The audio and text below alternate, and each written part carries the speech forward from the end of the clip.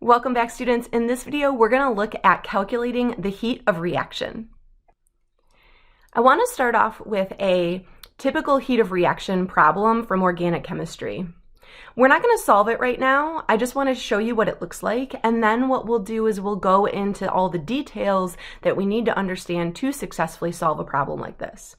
So here's a typical question. They give you a reaction, which is right here, and you're asked to calculate the delta H for the reaction using bond dissociation energies. Sometimes in the question, the bond dissociation energy chart is given, but other times you're going to have to look up the bond dissociation energies. The chart is really big. In some textbooks, it can be several pages. So if you're looking at like an online homework or a question that's kind of nice in a textbook, they might give you a smaller chart to sort through instead of a multiple-paged chart. Before we dive into how to solve this problem, I want to talk about what bond dissociation is. When we're talking about heat of reactions, we're really talking about the energy that's required to break a bond, and we call that enthalpy. And when we consider the change in enthalpy, that's delta H. And in most of the situations that you're going to deal with, the enthalpy, which is delta H, is going to be the same thing as Q because we're running the reactions at certain conditions, especially constant pressure. This idea that delta H equals Q showed up in general chemistry, but maybe you missed it. So when we talk about heat of reaction and enthalpy of the reaction, right now those are going to be interchangeable.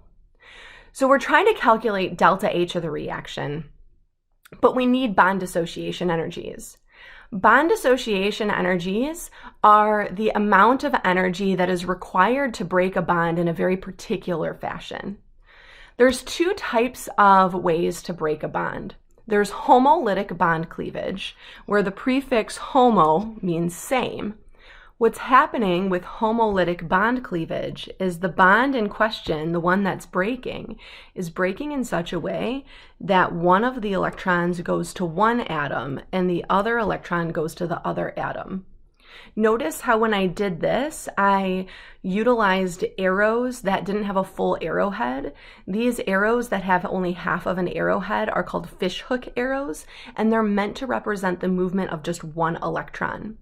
This is homolytic bond cleavage because the end result is that each atom gets the same number of electrons. So if we have X plus Y, they each have one unpaired electron. Those unpaired electrons are called radicals.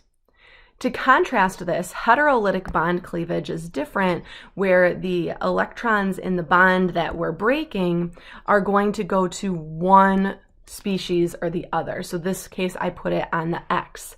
That is going to get you a situation where your X has extra electrons and thus will typically be negative, and your Y has a lack of electrons and thus will be positive. Bond dissociation energy is looking at homolytic bond cleavage, where how much energy does it take to break this bond in such a way that one electron goes to one side and the other electron goes to the other side. The other thing about heats of reaction is there's some terminology that we want to bring back from general chemistry. There's exothermic and endothermic.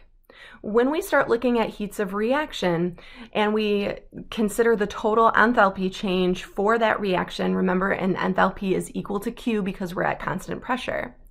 If a reaction is exothermic, what that means to us is that the reaction is going to give off energy to the surroundings. So for us, the system is the reaction and everything else is the surroundings. And we care about the system, right? We care about what's going on in the reaction flask. We don't care about the room that the reaction flask is in, which is the surroundings.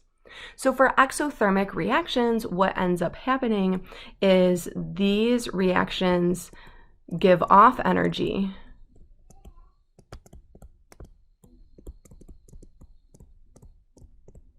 to the system, we call these a delta H that's negative.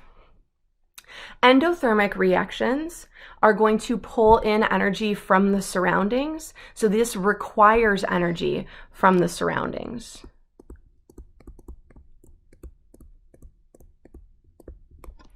And when they pull energy away from the surroundings, what often happens is then you start to feel like a coldness, right? So exothermic reactions feel warm, endothermic reactions feel cold, and for these, your delta H is going to be positive. We usually also graph these. I want to show you what the graph looks like on the next page. These graphs are called energy diagrams, and let's talk a little bit about the setup first. First, we have on the y-axis delta H, and it's increasing as we go up. So this is the enthalpy or the heat. On the x-axis, we have reaction progress. Some people will call this reaction coordinate. Other people will have other names for it, but in general, what all of those names mean is how far along are you in the reaction, right? So which is why I put reaction progress down there at the bottom. For exothermic reactions, what ends up happening is the energy at the end, so at the products, is going to be less than the energy at the start. So an exothermic graph would look something like this, where what we're comparing is here as the energy of your reactants, and here's the energy of your products.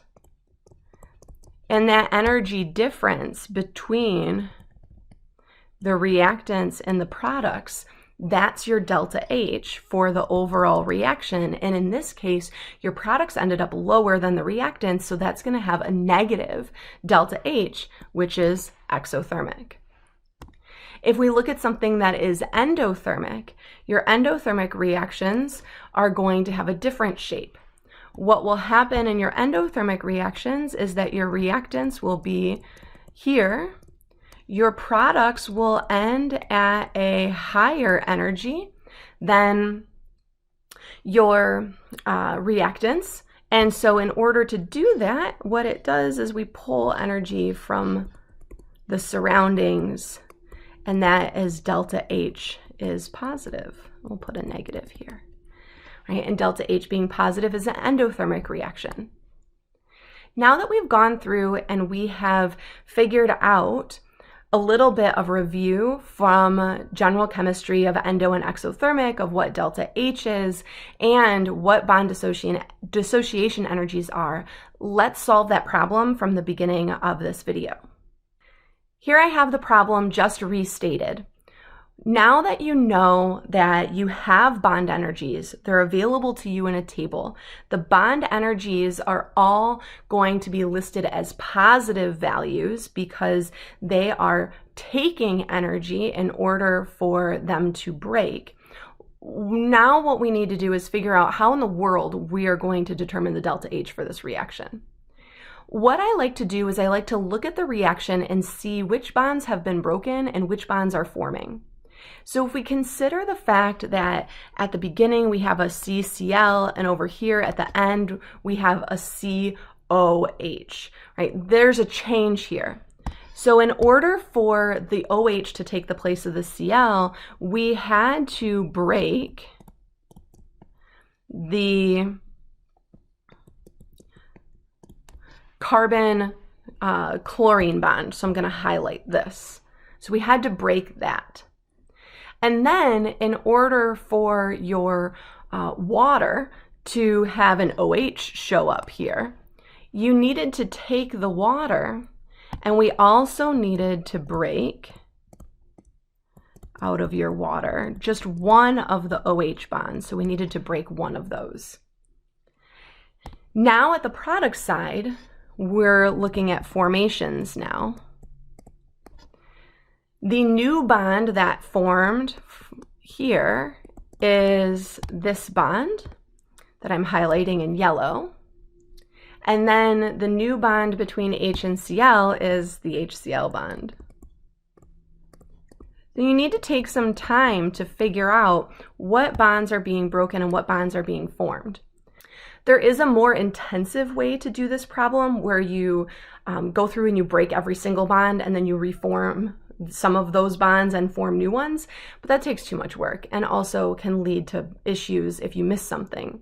So I think it's easiest if we just focus on what bonds are being broken and what bonds are being formed. Once you have the list of the bonds that are being broken and formed, you need to go look up the energy values for these, the bond dissociation energies. So that just requires you to use the table that's provided for you in your textbook. If you don't have one in your textbook, what I would do is just Google a bond dissociation energy table for organic chemistry. But those ones are probably going to be a lot more information than you need. And then we need to start calculating. So first, I'm going to look up the bond dissociation energies, and then I'll show you how to calculate. So I'll meet you back here in a moment. All right, I took the moment to look up my different bond dissociation energies, and I wrote them down here, and I used units of kilojoules per mole. Now the key is, what are we going to do with all of these? Well, remember that when we break bonds, that requires an input of energy. So energy needs to be put in, and that's going to be a positive value. When bonds are formed, energy is released. That's an exothermic process, so that's going to be a negative value. There's two ways your teacher might go about doing this. One way is just what we said. We just kind of logic through which values should be positive and which values should be negative. I find a lot of times that my students prefer having an equation. You just have to make sure you remember the equation in the right direction. So I like to give my students an equation where we say delta H of the reaction equals bonds broken minus bonds formed. And when we use this equation, now we get the negative in front of the bonds formed, and that's what we need because the negative is illustrating a release of energy. So in order to solve for this problem, what we're going to do is take our bonds broken, which is 331. I'm going to leave out units just for the sake of space here. Bonds broken minus our bonds formed is 381 and 431. Right? We either do that in our heads, put it in the calculator, the sign does matter, and we report our final answer. For my final answer, I got a positive 17 kilojoules per mole energy difference here. So those positive reactions, remember that those are endothermic. So we have an endothermic reaction that's resulting in a positive 17 kilojoules per mole energy difference. Let's wrap up. In this video, we looked at calculating the heats of reaction, and in order to do so, we talked about the different types of bond cleavage and what bond dissociation energies are. We also reminded ourselves of endo and exothermic and looked at them in the context of energy diagrams. Thanks so much for your attention. This is Katoni signing out.